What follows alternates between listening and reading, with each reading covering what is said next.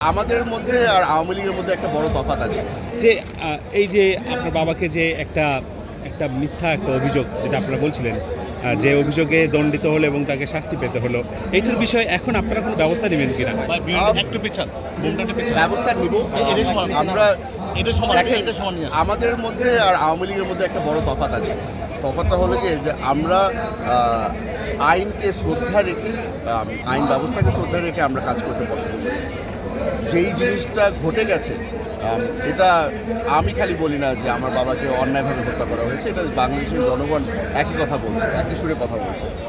আমরা যেটা করতে চাই, আমরা বর্তমান আইনে যেটা লেখা আছে ওটার মাধ্যমে যদি আমরা এখন ন্যায় বিচার পেতে পারি, তাহলে আমরা ওই রাস্তাতেই আগাবো।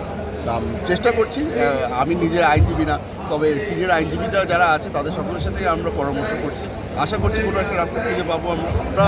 আমি যখন দল জয়েন করি তখন কিন্তু আওয়ামী লীগ সরকারে ছিল, তো আমাদের কিন্তু আয়োজন করার কোনো সুযোগই ছিল না। প্রথমবারের মতো এরকম একটা অনুষ্ঠানে আমি অংশগ্রহণ করতে পেরেছি, খুব ভালো লাগছে। কারণ আমার যেটা আমি আগেও বলেছি যে প্রথমবারের মতো বেগম খালেদা জিয়া এবং তারেক রহমান সাহেবকে পাশাপাশি একটা মঞ্চে দেখে খুব ভালো লাগছে।